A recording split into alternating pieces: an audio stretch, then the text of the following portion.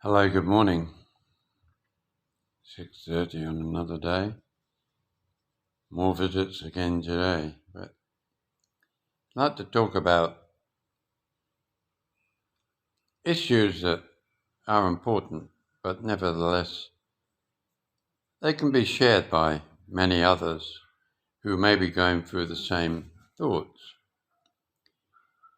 When you use the health system here, there's no doubt they're very caring, very compassionate in the way they approach you, but I use my own understanding of going to doctors, speaking to specialists. There's this shroud that seems to emanate within the medical profession that, oh, I can't tell you, you have to wait till the doctor tells you. When somebody who's doing a test, they have the results, and you just as a patient ask, well, is it good? Is it bad? They won't tell you. They have the knowledge that they know that there's, it's okay.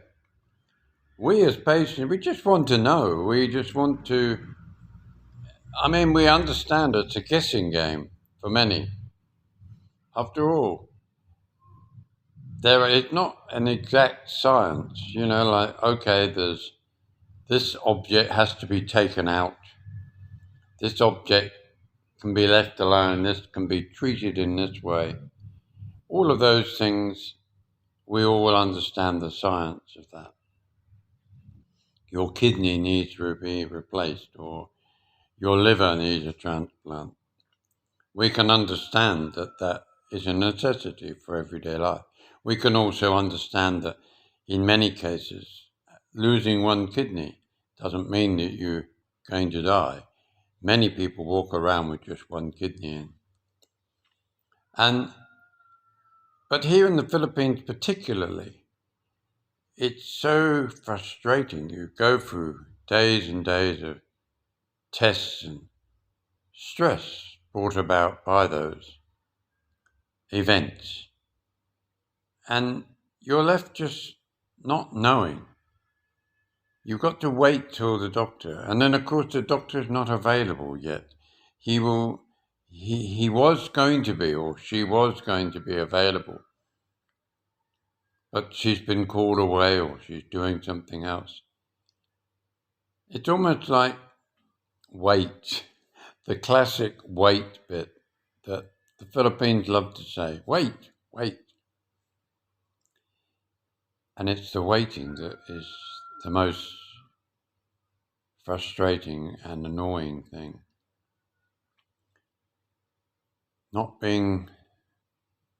Living in La La Land. Well, it's going to happen tomorrow. Well, what's going to happen? When will I have a definitive answer? Well, of course, that depends on so-and-so. Depends on what the results are today. You go to sleep, you wake up in the morning, you think, nothing's changed. Go back again. Try and put on a happy face, wondering what is the secret that they're not necessarily a secret, but what are they so afraid to tell you? Why is it that they can't at least put your mind at rest? We can suggest things that are calming to the nature of us as human beings. But the idea that somehow everything has its protocol, everything has its way of dealing with things. And the last person, top of the chain, is the specialist, the head of the department. He's the only one that can tell you. Why? Why? I've got a big gash in my leg. You can't tell me that it needs to be stitched. I need a doctor to tell me that I'm going to have antibiotics to stop infection, that I'm going to... That's quite simple. But if it's something a little bit more technical, with the old waterworks or the plumbing area, you're always left with that horrible feeling of the big sea. Is that what they're trying to shield you from? My God, I hate being old. I feel like I'm a guinea pig. A guinea pig for everybody. Guinea pig in relationships. A guinea pig in health issues. It just seems, why? That's the question I ask myself. Why? Not why me. I can accept many things in life we can't have any control over. But it's the not knowing. When you go and you speak to people and you try and explain your situation, no matter how basic we do here in the Philippines, to our partner, our loved ones, and it just misses the target. It goes somewhere else. It is so frustrating. We all talk about our loved ones, our partners, our girlfriend, and how we have this close relationship with them. But we only scratch the surface in terms of understanding.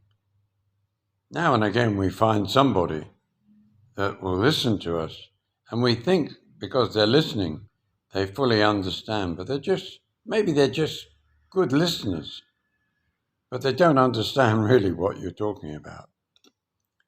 You know, you can talk to someone you've lived with for a long, long time, and they're not interested.